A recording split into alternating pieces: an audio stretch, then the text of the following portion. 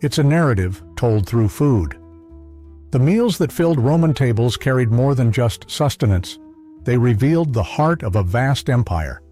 Each dish, each ingredient, opened a window into the values, power, and beliefs of a civilization. Roman cuisine was not just about eating, it was a reflection of their identity and their world. We are fortunate to possess fragments of the past, etched in both Latin and Greek, from scholars and cooks alike. Through these ancient texts, we can begin to piece together the food habits and recipes that sustained the Roman people, not only in their daily lives, but in their expansion and dominance. But to truly understand Roman cuisine, one must first understand the context of change. The Roman palate did not exist in a vacuum. It evolved as the Republic expanded and later morphed into an empire. Like the empire itself, Roman food culture absorbed, adapted, and ultimately transformed as it encountered new lands, new peoples, and new resources. Historians agree that by the 3rd century BC, the dietary landscape of Rome had already begun to shift, reflecting the growing influence of the Mediterranean and beyond. What once was simple, rooted in tradition, became a dynamic canvas of flavors and ingredients. A people who began with a humble diet soon found themselves at the center of a culinary revolution. In the early days of Rome, simplicity was a virtue, and nowhere was this more evident than in their food. Roman cuisine, at its core, was characterized by minimalism, a reflection of the values of a people who, at first, were more concerned with survival than indulgence.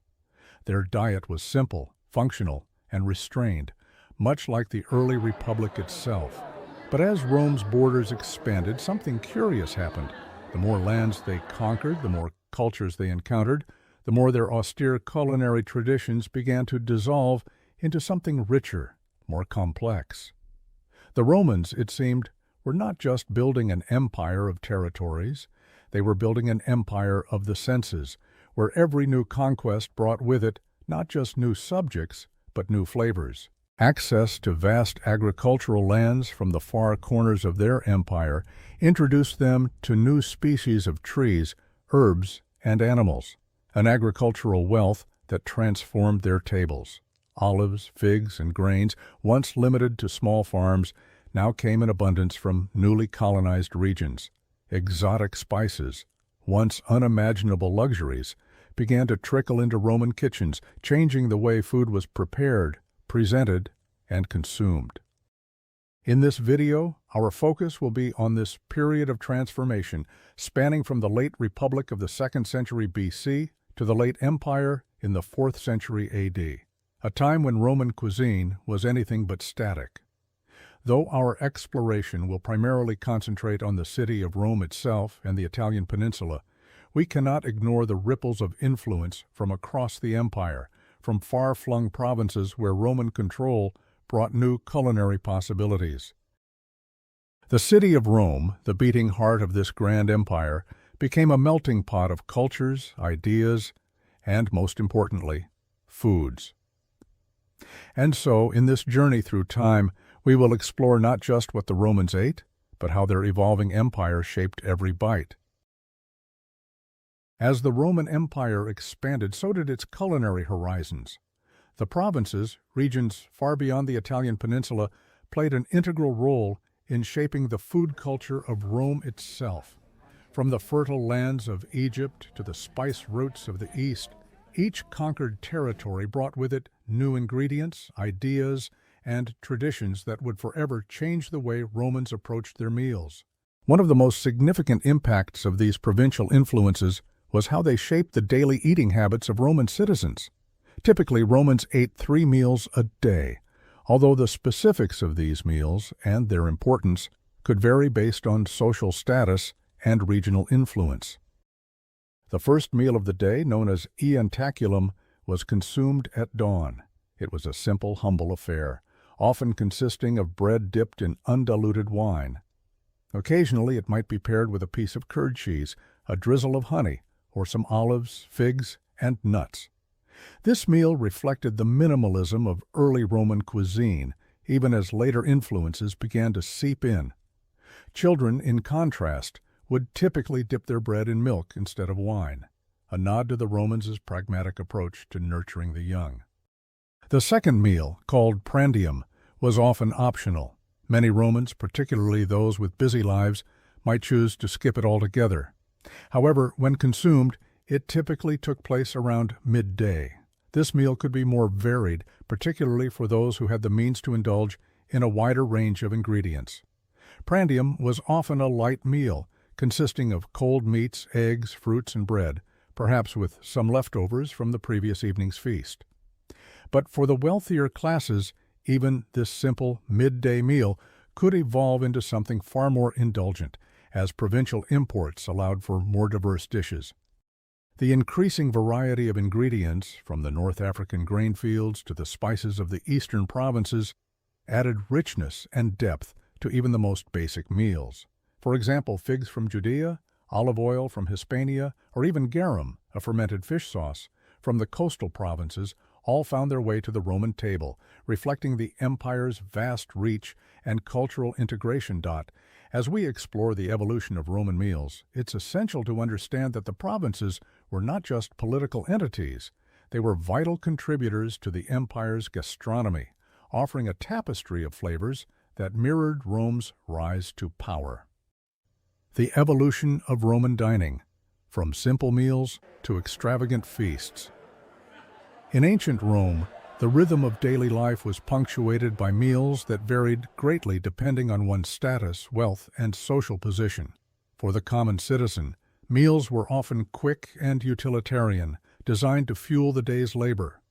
But for the elite, dining became a symbol of power, wealth, and sophistication, evolving into a cultural spectacle that could stretch long into the night. Iantaculum, the simple startiantaculum. For most Romans, the first meal of the day, known as iantaculum, was a modest affair. Preferences for this early morning sustenance varied. Some favored simple bread, while others opted for legumes, porridge, or even cold meat and fish. This meal was typically eaten during work hours, and as the bustling city of Rome grew, so did the convenience of its food culture. Street vendors became a staple, offering prepared meals to those on the go, while others might take something made at home before setting out for the day.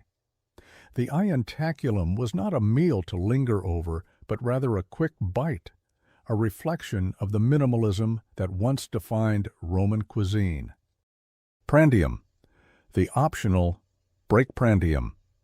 The second meal, prandium, was not universally observed. Many Romans, particularly those engaged in labor-intensive work, might choose to skip it entirely, but for those who partook, it was usually a light, practical meal.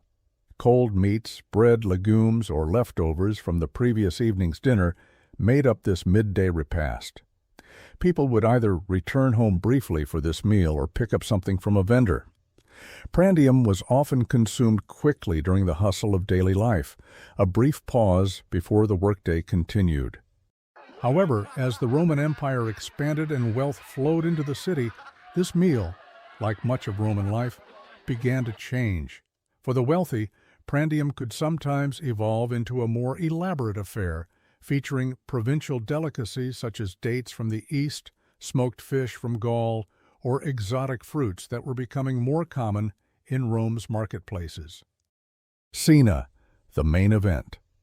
The true focus of the Roman dining experience was the Cena, or evening meal. For many, this was the most substantial meal of the day. The Cena began around 4 or 5 in the afternoon and could include anything from simple stews and bread to luxurious dishes, depending on one's wealth. The average Roman might have a modest dinner consisting of grains, vegetables, and perhaps a bit of fish or meat, but for the wealthiest citizens, the Cena could be a display of extravagance, with multiple courses, rich meats, and imported wines. The very wealthy, however, took dining to another level. For them, the Cena was transformed into the Convivium, a social event comparable to the Greek symposium. These banquets were gatherings of the elite, where guests reclined on couches and were served an impressive array of dishes. The conversations were as rich as the food, with discussions ranging from politics to philosophy. These banquets could last late into the night or even into the morning hours, filled with entertainment, music, and indulgence. The convivium was not just about eating, but about displaying one's social status, cultural sophistication, and access to luxury. The role of cooks and slaves in Roman dining. In the Roman countryside, food preparation was the domain of women, but in the cities, particularly in Rome, the role of the cook was elevated. Cooking in the wealthiest households was the work of male slaves, many of whom were highly skilled and prized for their culinary expertise. Some of the wealthiest Romans would purchase the best cooks from the slave markets, employing them not only as chefs but also as buyers, bakers, grinders, and carvers. These cooks were not merely servants but integral to the hosting of elaborate feasts, expected to deliver dishes that would impress and entertain guests. For some of these slaves, their culinary skills earned them fame. Upon gaining their freedom, they might continue their craft, hired by senators and even emperors to cater grand banquets. Freed slaves who became professional cooks often commanded significant respect and income, providing them with a rare path to upward mobility in Roman society. However, for the majority of Roman citizens, such luxuries were out of reach. Most people did not own slaves to cook for them, and meals were often far simpler. The disparity between the dining experiences of the elite and the common Roman was vast, but the growing influence of the provinces meant that even ordinary citizens occasionally experienced tastes of the exotic. As Rome's empire expanded, its cuisine became more complex, reflecting the diverse cultures and resources under its control. The introduction of new spices, fruits, vegetables, and animals from distant lands transformed Roman food from the minimalist meals of the early Republic into the elaborate, decadent feasts of the late Empire. The expansion of Roman cuisine, a reflection of empire. The story of Roman cuisine is a reflection of Rome itself. What began as a humble agricultural society grew into a vast, sprawling empire where wealth, culture, and luxury intersected. The Convivium became a symbol of Rome's power, a place where the elite could showcase not just their wealth, but their access to the vast resources of the empire. Foods from distant provinces, once considered luxuries, became more common as trade routes expanded and the empire's reach extended. Yet, even with all this wealth and power, Roman meals remained grounded in practicality for most. Bread, porridge, and simple stews continued to sustain the majority of the population, a reminder that Rome, for all its grandeur, was built on the labor of the many, not the luxury of the few. In this exploration of Roman dining, we see how food was not just sustenance, but a reflection of social hierarchy, cultural exchange, and the growing power of the empire. From the humble ientaculum to the extravagant convivium, Roman meals tell a story of a civilization that evolved from simplicity to sophistication, always with one foot in the past and the other reaching toward a future of boundless possibility. The role of bread in public dining in Roman society. In the heart of Rome's bustling urban landscape, food was more than sustenance. It was an integral part of social life, commerce, and even politics. As the city grew, so did its demand for food, and public establishments became vital in feeding the population. Bread, in particular, held a central place in the Roman diet, and many Romans relied on public bakeries and dining spots to satisfy their daily needs. Public dining, the popinae and thermopolia. Popinae, a thermopolia. The streets of Rome were lined with popinae and thermopolia, small establishments that catered to the hungry masses. These were the ancient equivalents of fast food joints, serving freshly cooked meals and wine to those without the means or desire to prepare their own meals at home. Thermopolia were particularly famous for their L-shaped counters, where large clay jars embedded in the bar kept food warm. These jars typically held simple fare like porridge, legumes, and occasionally roasted meats. Diners in these establishments often ate standing, but in some cases seating was available, depending on the size of the venue. The popinae were not only places for food, but also hubs of activity, including gambling, usually legal, and occasionally less reputable forms of entertainment. Some popinae even offered room services for guests, and these establishments quickly gained a reputation for hosting illicit activities. Luxurious dining. The Cauponae, for wealthier Romans who wanted a dining experience beyond the confines of their homes but found the popinae too pedestrian, there were the more luxurious Cauponae. These establishments offered a more refined experience, featuring gardens, fountains, and even reclining couches for guests to dine in a manner befitting the elite. The Cauponae provided a middle ground for those who wished to enjoy lavish meals without hosting a full banquet in their villa. Eating at the baths. Public baths were another popular venue for dining, particularly for the Roman middle class. Bathhouses often sold food, primarily snacks, for patrons to enjoy after a relaxing soak. These meals were less formal than a cena at home, but provided sustenance and a place for social interaction. Food laws and social restrictions. As Rome grew wealthier, the abundance of food, particularly the opulent feasts of the elite, drew attention from lawmakers. Over time, various laws were enacted to restrict certain foods either for religious reasons or to curb the excesses of the wealthy. The Roman government was deeply concerned with displays of extravagance, fearing that excessive indulgence could weaken the moral fabric of society. But as with many laws, the restrictions were often circumvented, with Romans finding creative ways to enjoy their banned delicacies. Feeding the masses. The annona and imperial distributions. Rome's population, especially during the imperial era, grew so large that many citizens found it difficult to afford food. For those who couldn't buy their meals, the emperor provided periodic distributions of grain and meat. Known as the annona, this system of public welfare helped maintain social order by ensuring that Rome's poorer citizens had access to basic sustenance. Additionally, during major festivals or animal sacrifices, free food was often distributed to the masses as part of the celebrations. Nostalgia for the past. As Rome's wealth and power increased, so too did the romanticization of its past. Roman intellectuals and scholars frequently lamented what they saw as the decadence of their contemporary society. They longed for a simpler time when patricians were modest in their consumption, using their frugality as a demonstration of moral virtue. In contrast, the rural poor were often depicted as leading an idyllic life, working the land and maintaining the values that had once made Rome great. For these thinkers, the simple life of the countryside represented the true spirit of Rome, a time before the moral decay brought about by urbanization and wealth. The centrality of cereal. Regardless of social status, cereal grains were the bedrock of the Roman diet. The term cereal itself comes from the Roman goddess Ceres, the deity of agriculture and fertility.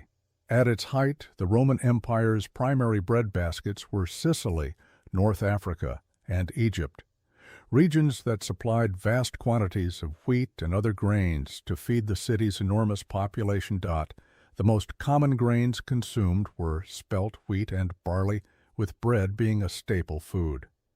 Despite the vast wealth of the Roman elite and their access to exotic ingredients from all corners of the empire, it was simple, hearty bread that sustained the Roman people. Other grains were cultivated but were far less common. A city fueled by bread. The Roman obsession with bread extended beyond mere sustenance. It became a symbol of political stability. The government ensured that grain supplies from the provinces were consistent, knowing that hungry citizens could quickly become unruly. The phrase bread and circuses encapsulates this idea. The emperors maintained their power through a combination of food distributions and public entertainment. Bread was more than just food. It was the lifeblood of Rome, fueling its citizens and sustaining its power. As long as the grain kept flowing into the city, Rome could thrive. The importance of grain and bread in Roman cuisine. Grains were the cornerstone of the Roman diet, a vital resource not only for the empire's stability, but also for its identity. From the fertile farmlands of southern Italy to the more rugged territories of northern Europe, Rome's diverse territories provided an array of grains that sustained its people across centuries. The diversity of grains across the empire.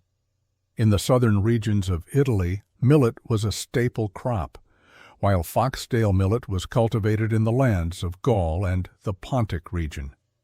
In the colder northern regions of the empire, rye and oats were more commonly grown, consumed primarily by the Celts and the Germanic tribes. Though the Romans were aware of rice, its cultivation was limited to the empire's eastern fringes. Only the wealthiest Romans occasionally enjoyed rice-based dishes, which remained an exotic luxury rather than a staple diet. The most common grains in Roman kitchens were spelt and wheat, and when it came to flour, Romans showed a preference for white or refined varieties, although whole grain flours were also used depending on the region and historical period. For many Romans, spelt held a special place in their hearts as an ancient grain, symbolizing tradition and purity. Some staunch traditionalists even avoided wheat and barley, choosing to consume only spelt products as a nod to their ancestral roots. And grain-based foods in Roman society. Grain was not only crucial to everyday meals, but also to the cultural fabric of Rome. One of the most well-known grain-based foods was alica, a staple made from spelt grains. These grains were pounded using wooden mortars to remove their husks, leaving behind pearl-like kernels. The Romans would then whiten the pearls by rubbing them with sand or mixing them with milk or gypsum. Once cleaned, alica was used in numerous recipes, although the very poor sometimes boiled it in water and ate it as a simple meal. Another common grain-based food was pulse, a type of porridge. Though most commonly made from spelt or wheat, pulse was also prepared with millet, barley, and even legumes. Barley pulse in particular was favored by Roman gladiators, likely due to its hearty and filling nature. The versatility of pulse meant that it could be served plain or mixed with milk, meat, legumes, or honey, making it a popular dish across different social classes. The rise of bread in Roman cuisine. Bread, however, was the most important grain-based food in Rome, and its rise to prominence mirrored the development of the empire itself. Early Roman bread was a simple, flat, unleavened variety cooked on grills in the home. But according to the writer Pliny, this began to change with the introduction of yeast during the Third Macedonian War in 171 BC. From that point onward, bread-making became more sophisticated and ovens replaced grills as the primary cooking method. As the empire expanded, so too did Rome's bread culture, with thousands of bakeries opening across the city during the imperial era. Bread was now a staple food not only for the wealthy but for all citizens, echoing its importance across other ancient cultures like the Greeks, Egyptians, and Persians. The Romans used a variety of ingredients to leaven their bread, including grape must, sourdough, and boiled flour that was allowed to ferment. In some cases, bakers even used a portion of the previous day's dough to kickstart the fermentation process. Wheat, spelt, and barley were the most commonly used grains, but the bread dough was often enriched with ingredients like salt, olive oil, animal fat, eggs, milk, cheese, grape juice, butter, herbs, and spices. Popular breads of ancient Rome. Among the many varieties of Roman bread, a few stood out for their cultural and culinary significance. Libum was an unleavened, circular-shaped bread with a thin crust, often fried in olive oil. It was simple yet satisfying, emblematic of Rome's early bread-making traditions. Panis mustus, another favorite, was a ring-shaped bread made from spelt flour, mixed with ingredients like animal fat, cheese, cumin, and must, a type of grape juice. This bread was traditionally served during weddings, adorned with a laurel wreath as a symbol of celebration and prosperity. For the soldiers, there was bis militaris, a dense dry bread made from whatever whole grain flour was available, mixed with water and salt. It was designed to last, making it a reliable food source during long military campaigns, though it was so dry that soldiers often soaked it in water before eating. Finally, there was panis adipitus, a flat bread that resembled the modern pizza crust, studded with pieces of bacon and bacon fat.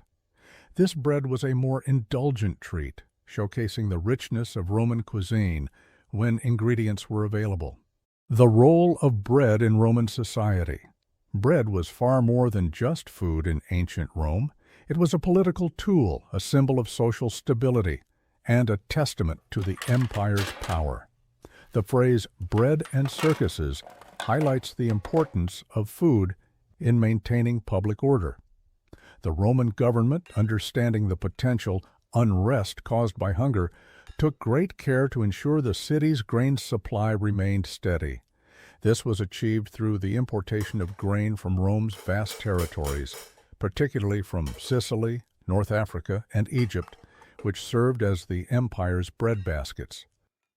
The distribution of grain was not only a matter of economics, but also a way to showcase the benevolence of the emperor, who often provided free grain to the city's poorest citizens through the annona, a system of public welfare. Bread was the lifeblood of Rome. Its production and distribution were tightly controlled, and its significance transcended the dinner table. For as long as the bread ovens of Rome burned, the city would thrive. The simple act of baking and eating bread connected Romans to their agricultural roots, even as the city became the heart of a sprawling empire.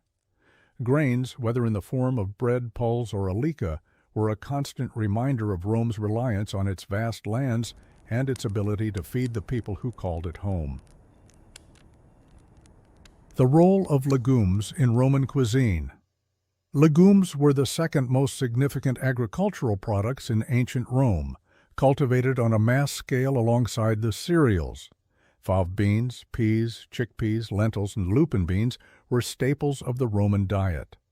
Fava beans and chickpeas were often ground into porridge or made into flour, which could be mixed with cereal flour to create versatile dishes.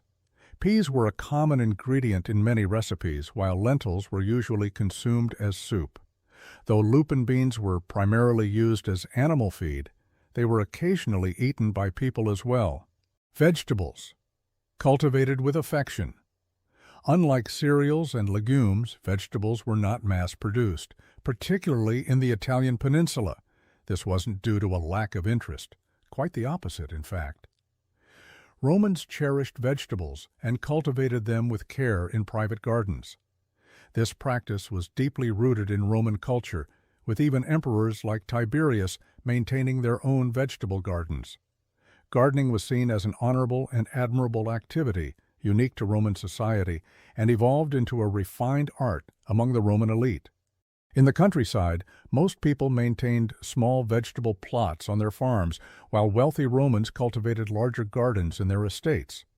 In the cities, patricians built extensive gardens, complete with fountains, ponds, and flowers, to grow their produce.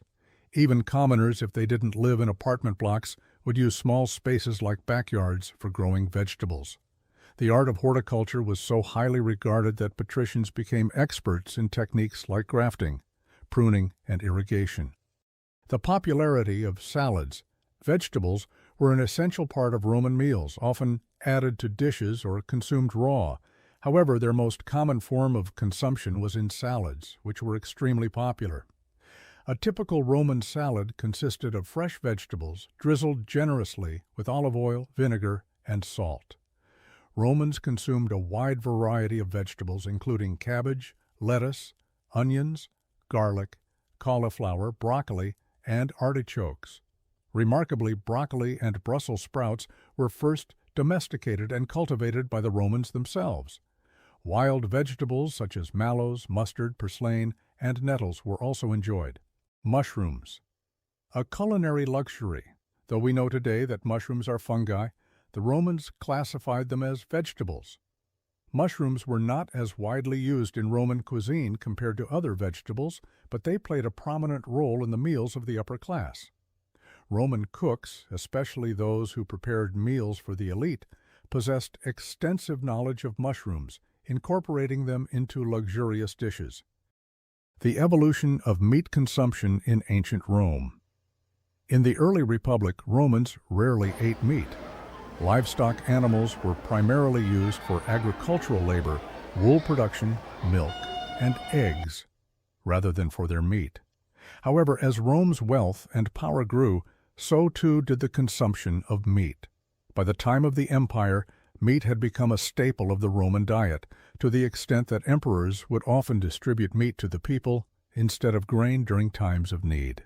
The most famous and widely consumed meat in ancient Rome was pork. Unlike other livestock animals, pigs were specifically raised for consumption, and no part of the animal went to waste. The Romans ate virtually every part of the pig, including the ears, cheeks, tongue, head, liver, and intestines, making pork a versatile and highly prized food source. The rise in meat consumption marked a significant shift in Roman eating habits, reflecting the empire's increasing wealth and the diversification of its diet. Meat in ancient Roman cuisine, a delicacy and ritual. Meat was a central component of Roman feasting, and while the early Republic saw limited meat consumption due to agricultural needs, this changed dramatically as Rome's wealth grew. Initially, meat was primarily reserved for religious occasions, where it held symbolic value. Sacrificial animals such as pigs, lambs, and cattle were commonly offered to the gods. The meat from these sacrifices was distributed among priests, and the public, making it a coveted commodity. Pork in particular, became a staple of Roman meat culture. Romans consumed nearly every part of the pig, from sausages to stuffed suckling pigs. Sausages, made from the fat and meat of pigs, were a favorite snack. Various herbs and spices were used in the preparation, adding rich flavors to the meat. Meatballs, often made from pork, were another common dish enjoyed by both the wealthy and the common citizen. Lamb, goat, and poultry. Lamb and goat were more commonly consumed in the countryside, but they made their way to the tables of Roman patricians during festivals or in private feasts. Unlike pigs, cattle were rarely eaten due to their importance in agricultural work. However, veal, or the meat of young cattle, was occasionally served, particularly during religious celebrations. Poultry, including geese and chickens, was highly valued for both its meat and eggs. Romans often fattened geese, a practice that survives in modern French cuisine with dishes like foie gras made from the liver of fattened geese. Chickens were also raised widely, and their meat was consumed in both everyday meals and more elaborate feasts. Exotic delicacies and game meat. Wealthy Romans had a penchant for the exotic, indulging in delicacies such as flamingo tongue and peacock. Game meat, though less accessible, was another prized item on the Roman menu.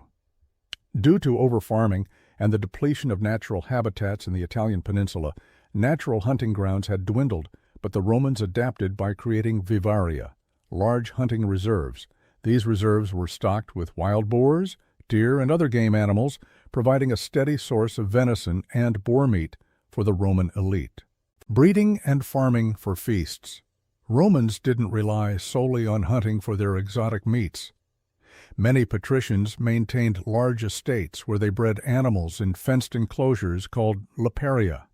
Hares, deer, and dormice were among the animals raised, the latter considered a luxurious delicacy in Roman society. Dormice were often bred in garden enclosures or large jars, and prepared as part of elaborate feasts. Additionally, aviaries were common in Roman villas, housing both wild and domesticated birds. Birds such as pigeons, blackbirds, thrushes, and even flamingos were bred for consumption. The symbolism of sacrificial meat. Sacrificial meat held great cultural significance in ancient Rome. When animals were sacrificed, a portion of their entrails was offered to the gods by wrapping it in fat and throwing it into the flames of the altar. This act of offering reinforced the Roman belief that the gods would bless the community in return. Sacrifices were a central part of many Roman festivals, with hundreds of animals slaughtered in grand ceremonies, depending on the deity being honored. Pigs, chickens, rams, and cattle were the most commonly sacrificed animals, and the meat distributed afterward was considered especially valuable due to its religious connotations. Roman cuisine, particularly in the late Republic and early Empire, reflected the city's diverse influences and expanding borders. Whether in the form of a simple sausage or an extravagant feast featuring exotic birds, Roman meat culture was deeply intertwined with its religious and social practices. Meat had evolved from a rare luxury into an essential part of the Roman diet, representing not just nourishment, but a display of wealth, piety, and power. Seafood and animal products in Roman cuisine. Although fish was rarely eaten in early Rome, seafood gradually became a significant part of the Roman diet, especially after Rome's naval expansions following the Punic Wars and the conquest of Greece. With Rome's growing presence in the Mediterranean, fish and other seafood became more accessible, and the Roman elite developed a taste for these delicacies, drawing influence from other Mediterranean cultures. Over time, seafood consumption spread among various social classes, although it remained more common among the wealthier citizens. Exotic game and birds, Roman hunting reserves known as vivaria, were stocked with exotic and native animals, providing opportunities for the elite to hunt species such as the alpine shamir, African antelope, and various birds like ducks, pheasants, thrushes, partridges, and quails. These reserves offered both practical sustenance and entertainment for the elite, especially during festivals and banquets. Additionally, meat from animals killed during gladiatorial games or hunts in the venatio, public spectacles in the circus where animals were pitted against each other or against humans, was sometimes reserved for the elite or sold in markets. Eggs and dairy. Eggs were a fundamental part of Roman cuisine. Romans commonly consumed eggs from chickens and geese, but more exotic varieties, such as ostrich and peacock eggs, were also eaten, particularly by the wealthy. Eggs were prepared in various ways: boiled, baked, fried, or even cooked in ashes. Sometimes Romans would consume raw eggs directly from the shell. A popular dish made from eggs was patina, an omelet that could include cheese, milk, meat, or fish, often served as a starter. Dairy products were even more prominent. Cheese made from sheep, goat, or cow's milk was a staple for both the elite and the common folk.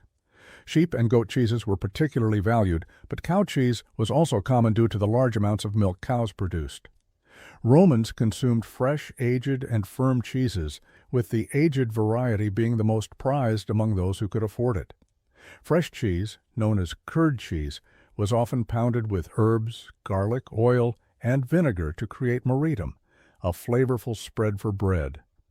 Smoked cheese, made by exposing it to burning applewood, was another popular delicacy.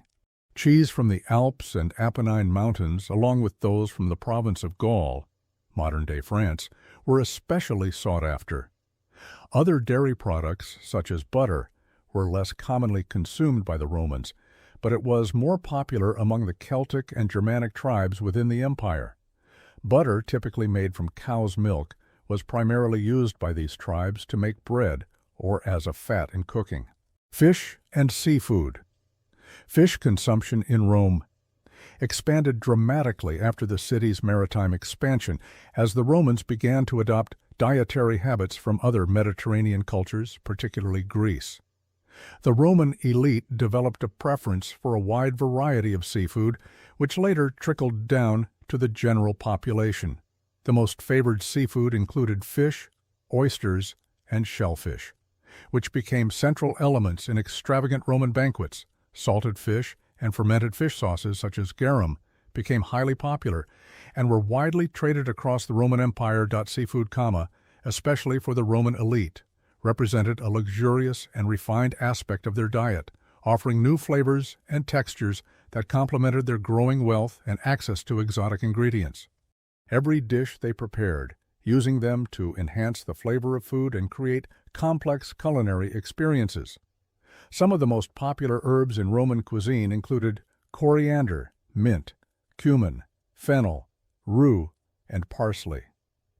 These herbs were not only appreciated for their flavor, but also for their medicinal properties, as many Romans believed that herbs could improve digestion or cure ailments. Olives and olive oil. Olive oil, a staple of Mediterranean cuisine, was a crucial ingredient in Roman cooking, used in everything from salads to breads and sauces. The production of olive oil became widespread across the Roman Empire, with many farms dedicated solely to olive cultivation. Roman scholars credited the Greeks with introducing olive trees to Rome during the Republic, and by the 1st century BC, olive oil was a fundamental part of both wealthy and common Romans' diets. One notable olive-based food was epiterum, a paste made from pitted and minced olives mixed with herbs such as coriander, mint, cumin, fennel, and rue, as well as oil and vinegar. This paste was typically spread on bread or used as a dip. Olive oil itself came in numerous varieties, depending on the type of olive, the timings of harvest, and the processing method used. It was so versatile that, aside from cooking, Romans used it in perfumes, medicines, bath products, and as fuel for lamps. Fish sauces. A defining feature of Roman cuisine was its extensive use of fish sauces, the most famous of which was garum. Garum was a fermented fish sauce made by layering fish, herbs, and salt in large jars, allowing the mixture to ferment for several months. The liquid extracted during this process became garum, while the leftover residue, known as alec, was also used in various recipes. Romans added garum to a wide variety of dishes, including salads, meats, cheeses, sauces, and soups. During the Roman Empire, garum production became a thriving industry, with factories spread across the Mediterranean, particularly in regions like Spain, Greece, and Phoenicia. Each region had its own unique methods for producing garum, making the sauce a central element of Roman cuisine. Pisciculture and fish breeding. To meet the growing demand for fish, wealthy Romans invested in pisciculture, the breeding of fish in large ponds or lakes known as piscinae. These ponds, initially focused on freshwater species, eventually expanded to include saltwater fish. However, maintaining saltwater fish in artificial ponds was costly. So many Romans with seaside villas constructed piscinae connected directly to the sea, allowing for the natural breeding of saltwater species. The most luxurious and famous fish to be bred in these ponds was the electric moray eel, valued both for its meat and its intimidating appearance. Pisciculture also extended to shellfish, with Romans constructing pools specifically for breeding oysters, which were considered a delicacy. Vegetables, herbs, and gardening. Romans placed great emphasis on the cultivation of vegetables and herbs, often growing them in their own gardens. Even emperors, such as Tiberius, were known for their personal involvement in horticulture. Romans grew a wide variety of vegetables, including cabbage, lettuce, onions, garlic, cauliflower, broccoli, and artichokes. In addition, wild vegetables like mustard, purslane, and nettles were also consumed. Vegetables were typically consumed raw in salads, with olive oil, vinegar, and salt, or cooked in various dishes. Gardening became an art form for many wealthy Romans who developed advanced techniques like grafting, pruning, and irrigation. Their vegetable gardens were often adorned with fountains, ponds, and decorative flowers, and some cultivated vegetables purely for sale in the market. Culinary influence and expansion. As Roman culture expanded through conquest and trade, so did its culinary diversity. Many foods and cooking methods that were introduced to Rome from other parts of the empire, such as fish sauces and seafood from the Mediterranean, were adapted and integrated into Roman cuisine. With their empire stretching across Europe, North Africa, and parts of Asia, the Romans developed a rich and diverse food culture that influenced later Western cuisine. In summary, ancient Roman cuisine was a sophisticated blend of local ingredients, culinary techniques, and foreign influences. Staples like bread, meat, fish, vegetables, herbs, and olive oil formed the foundation of their diet, while luxury items like exotic meats, cheeses, and elaborate sauces distinguished the feasts of the Roman elite. Their love for food extended beyond sustenance, as Romans often turned dining into a social and cultural experience, showcasing their wealth and power through grand banquets and the display of rare and imported ingredients, cherished by the Romans as they were believed to be sacred and linked to Rome's legendary founders, Romulus and Remus. Figs were consumed fresh or dried and often paired with other foods like bread, cheese, and honey. Additionally, figs were a common ingredient in sauces, desserts, and sometimes even meat dishes. Fruit consumption. Fruits played a central role in Roman cuisine, particularly as a dessert at the end of a meal. Romans consumed them both fresh and dried, depending on the season and availability. Dried fruits such as raisins, figs, dates, and prunes were especially popular because they could be preserved for longer periods, making them a staple throughout the year. The Romans also used fruit juices to flavor dishes and drinks. Fruit-based sauces were frequently added to sweet and savory dishes alike, blending fruits like pomegranates, peaches, and cherries with honey, wine, and vinegar to create complex flavors. As the Roman Empire expanded, new types of fruits were introduced to different parts of Europe, particularly through trade routes like the Silk Road. For instance, lemons and citrus fruits were introduced during the time of the empire, though they were considered rare and luxurious items. Over time, these fruits became more accessible and were integrated into the culinary practices of the Western world. Selenium and rare spices. The Romans also had access to exotic spices, although these were more limited due to their cost and rarity. Spices like cinnamon, cassia, and pepper were prized not just for culinary use, but also for their aromatic and medicinal qualities. Romans incorporated them into sauces, particularly for flavoring garum, fish sauce, as well as for seasoning meats and desserts. One of the most intriguing and now extinct spices used by the Romans was silphium, also known as laser or laserpecium, a resin from a plant that grew near the Greek city of Cyrene in Libya. Silphium was highly valued for its medicinal properties and was widely used to season meat and fish dishes. It was so revered that it became a key export from Cyrene, appearing on coins minted in the region. However, due to its overharvesting and habitat loss, silphium became extinct around the 1st century AD. Ancient writers like Pliny the Elder and Strabo attributed its extinction to Roman agricultural expansion and the disruption of its natural habitat by barbarian tribes. In an attempt to find a replacement, Romans turned to a related plant, asafoetida, often called the inferior silphium, which grew in Armenia, Persia, and Media, modern-day Iran. Although this plant had a similar taste to silphium, it was considered less desirable and lacked the same level of prestige in Roman cooking. Herbs and flavors.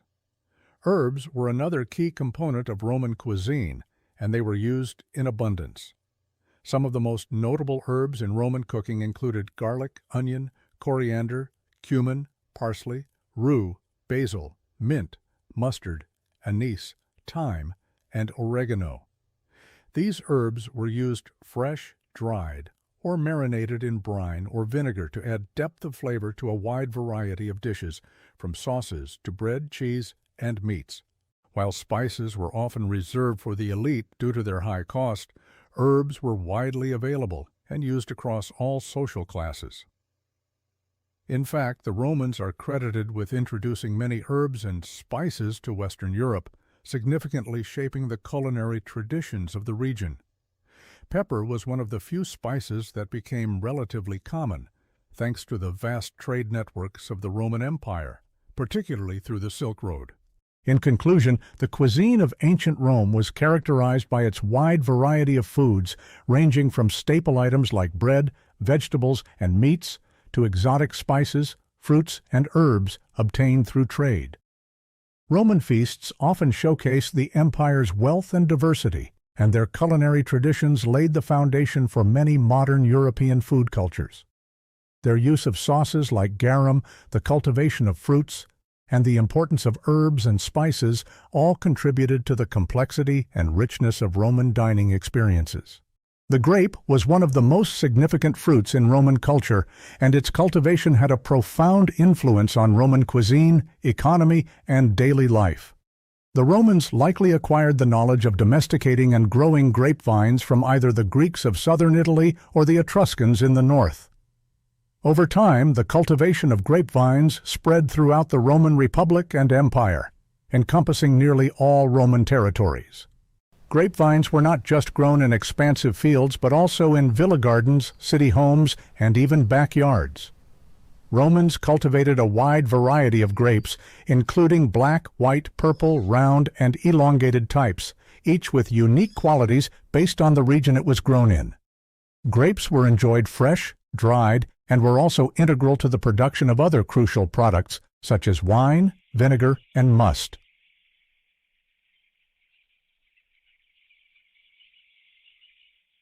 Wine.